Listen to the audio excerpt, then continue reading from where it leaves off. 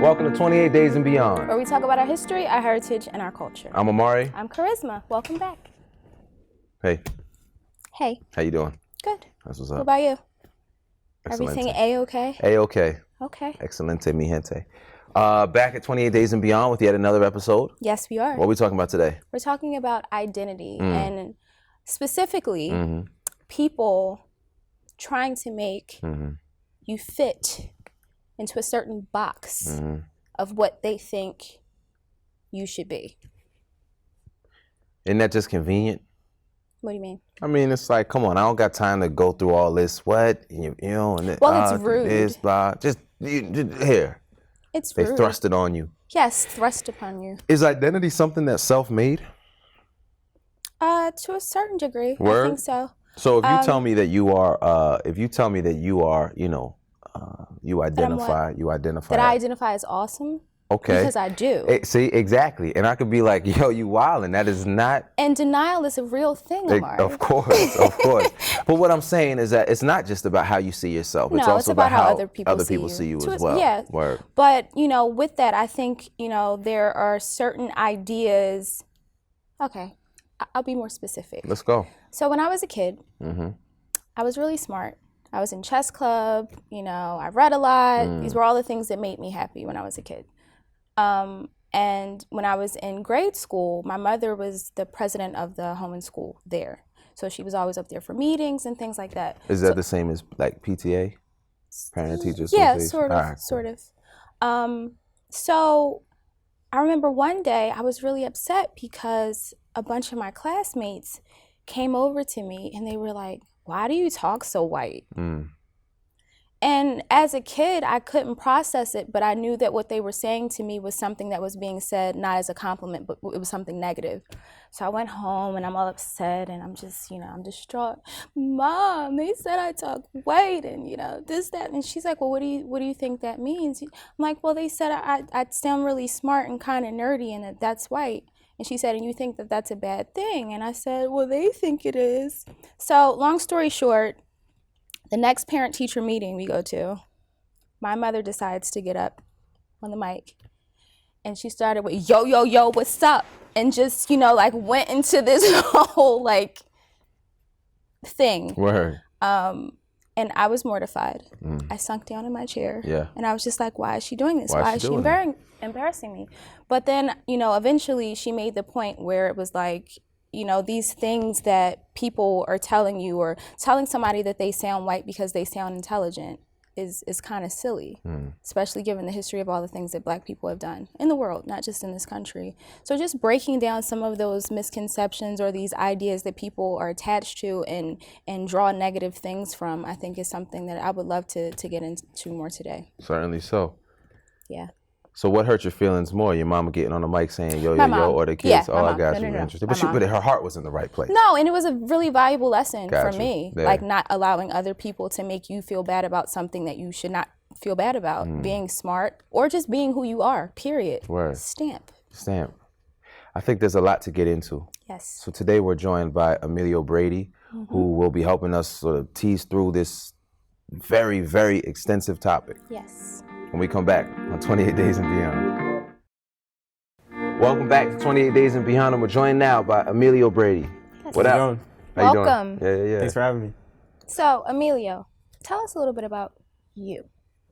So, obviously you already know my name's Emilio. Yes, we do. We know that much. And Step one. So, I was born in Boston. Me and my parents, well, my mom, we lived in a condo for the first year of my life. And my dad was a firefighter. And, you know, he split. And just after that, my mom raised me by herself with my grandparents. My grandparents are, like, I look up to my grandfather a lot. He was a chief petty officer in the Navy. And so, you know, I've learned a lot of life lessons from him. And so I look up to them, and they helped my mom take care of me. And, you know, they really mean a lot to me. But up until I was 7, me and my mom lived on my own. But we met my stepfather, my now stepfather, she met him when I was 6. And, you know, so I consider him my dad. And, you know, he means a lot to me. I love them, and right now, we have a great family. I have a 3-year-old sister now. Nice. And so I love her to Father death. duties. And it's just life's good, and just about a little bit like about my personality. I would say I'm very observant. I don't really I like to sit back and watch things unfold, and then I put myself out there eventually if I feel comfortable. But so I would just say that my life, I come from a great family, and that's what I have to say about myself. So, how do you identify? I identify as Black. Okay, but your mother is. My mother is Black, and my father is mixed. Gotcha. Okay.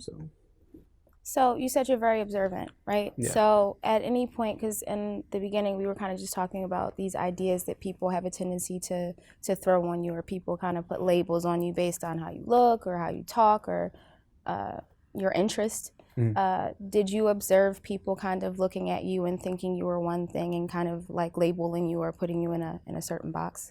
Yeah, I have. Okay. Actually, more recently, I didn't really notice it until my sophomore year of high school.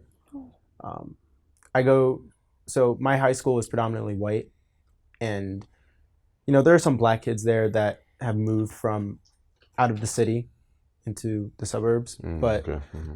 Mm-hmm.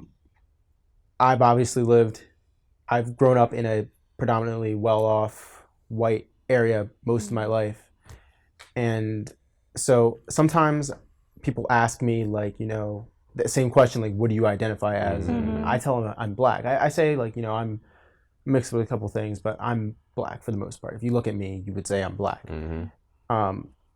Sometimes I do get teased about the way I dress, the way I talk. Like as actually right now, this shirt, Vineyard Vines, some of my friends say that's it's something a white person would wear, and it doesn't really bother me that much, but at the same time I'm like why is that necessary to put color on clothing or the way someone speaks? So I've definitely have had my share of encounters of people coming to me saying like you're this, putting me in a certain box, but saying but you act like this. And it doesn't make me feel bad about myself or anything, but it's definitely something that I think needs to be brought to people's attention, that you don't need to put color on everything in life. And so has it made you feel like you needed to prove anything to people? No, it hasn't gotten to that point. Okay. Not at all. As a matter of fact, my friend group, most of them are white, so they understand where I'm coming from, and I tell them that I don't let it bother me, because obviously the people who do tell me or try to put me in a category of being in between, like I just tell them like it doesn't bother me, like I'm not gonna let it affect my life. I still talk the way I talk, dress the way I dress, so it's not something that's like draining. Well, we're going to take a quick break. When we come back, we're going to get into a little bit more on 28 Days and Beyond. Welcome back to 28 Days and Beyond. We're still here with Emilio. So what I wanted to get into a little bit is this idea of code switching, right? Because, we talked off camera a little bit about the fact that you have a very diverse group of friends. You have white friends, you have Black friends. Do you ever feel the need to kind of shift or code switch or change your mannerisms, your behavior, your speech when you're with one group of friends or the other? Definitely not. Okay. You keep it 100. All 100, the time. 360 degrees. All the time. All the time. Okay. Never change. That's what's fair. up. I don't change anything about me.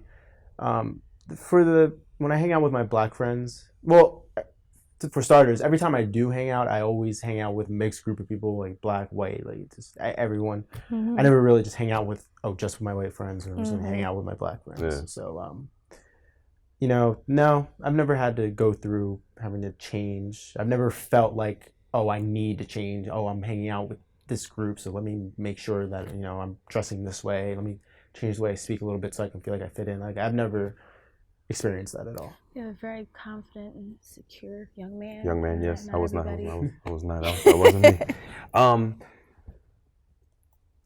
We were talking earlier in the intro about identity being operating at two levels. There's how we see ourselves, and there's also how other people see us. From your experiences, what do you see as sort of factoring in more heavily? How other people are trying to thrust their ideas onto you, how they see you, or you sort of knowing who you believe yourself to be and operating that way? I definitely think that, you know, for me, how I identify myself is I like to, like, whatever I like, it doesn't matter what other people like. I sort of just I don't let what other people say about me, like, affect the things that I want to do. And a great example of that is, so my friend Trey, now he's white. Okay. And, you know, sometimes people say to him, like, "Oh, your name's Trey." I'm about to say. Yeah, I was I've say. never named Trey before. But yeah. Ever. And he actually comes from a very well-off family, and he's, you know, he's very into fashion and stuff like that. And so sometimes people will say to him, "Oh, your name's Trey." Like, he's you know, "You're white?" And he's like, "Yeah, I'm white." And sometimes the way he dresses is kind of like black, I guess you could say. So what does that mean? So, like, obviously it's not just people like me going through, you know, this sort of identity thing that, you know.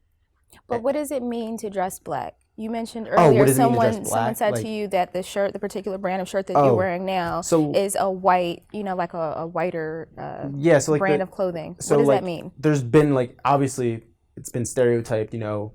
This one kid at my school said to me one time, you know, most black kids wear, like, you know, ripped jeans, or, you know, they kind of sag their jeans a little bit, you know. And you know, just, it's kind of hard to explain. There's just, like, this, how they wear their hair, definitely. It's more like physicality, like physical features come into it. And so, like, right now I'm wearing Vans, and people are like, yeah, I skateboard every now and then. I used to be a big skateboarder when I was younger. Oh, you dress like a white person, because, you know, who's ever seen a black professional skateboarder?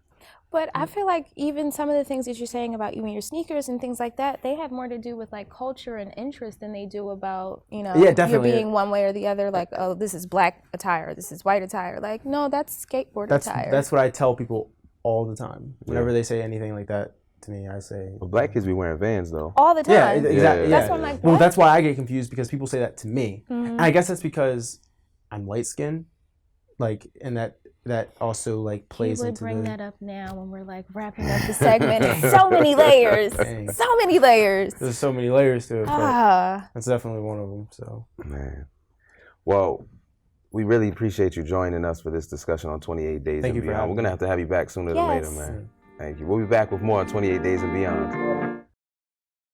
Welcome back to 28 Days and Beyond. So we did a little work there, just peeling back some of the layers of all Only of some these of them. things. It's like an onion, though. It keeps on going. There's more and more. Onions have layers. That's true. It's a quote from Shrek. Okay. No, but seriously, I'm glad we talked a little bit about just these ideas that you have to be something to be black, or you have to be something else to be white. Like, they're. But what are these concepts of blackness and whiteness without some things in them? Well, that's the thing. I feel like, you know, certain things are cultural, and that's fine, but I don't think that if you like to speak a certain way, if you like to conjugate verbs, oh, you're talking white. No, I'm talking proper English. So why are you talking proper English? So that's the colonizer's tongue. They forced that upon you. Why don't you speak Ebonics, which was a mix of, you know what I'm saying, our own indigenous practices mixed with, you see what I mean? So do you code switch? No, I keeps it 100 all the time. Yeah, I mean? Where's my camera so I can look into it non-believingly? No. Listen, here's an example, right? Here's an example. Any identity group, so if you say that you identify as black, there are certain things that means. And what do they mean? Well, I mean, that's obviously open to interpretation, but that could mean a shared sense of heritage, right? An identity that's constructed upon a core group of values, beliefs, principles, practices, But so on and so forth. I mean more specifically about aesthetics, because in the beginning we talked Yeah. about these things that people see right Exactly. away, and like, okay, they see you, Word. and their first, reaction to you is that, okay, now I'm labeling this person as this based on what I see, because they might not want to do the work, right? Yeah, certainly so. But what I think is important about that, though, is like, because we can talk about aesthetics as a manifestation of deeper culture, right? So there's surface culture and there's deep culture. Right. If you want to go to, aesthetics is manifesting deep culture, which would be things like axiology, right? Value systems, cosmology, ways of seeing and understanding the universe, so on and so forth. Then it's not just what you wear. What you Right. wear is a reflection of something much deeper than that, right? I agree. So this concept of talking white to me is always really fascinating, because I was a victim of that, that assault, when I was a child as well. But Yeah. as I began to work with high school students and really sort of figure, what exactly do you mean when you say talk white? Even though they may say, oh, it's because you pronounce your R's and you talk quote unquote properly, it may not necessarily be only that, though. Okay. It may be you talk white, and that language that you use is a reflection of your value system, which is a shared value system with white people, or at least with white culture. You understand? So you'll say things like, you may be, your language addresses black people in a way that reflects the dominant language directed towards black people. You're lazy. You're not good enough. You're inferior. And even if you're not saying those words explicitly, you are at least embodying that view, that worldview. You understand what I'm saying? I do, but I don't agree. I don't think it's necessarily a conscious thing that people are like, I'm gonna say this person is talking white because you see the ways in which they discuss. It's not necessarily that. I think for a lot of people it's black people in this country, and we've talked about this, off camera, we've talked a little bit about it on the show, but just having this idea that you have to assimilate in order to be accepted, in order to advance in your career, in your life, whatever paths you take.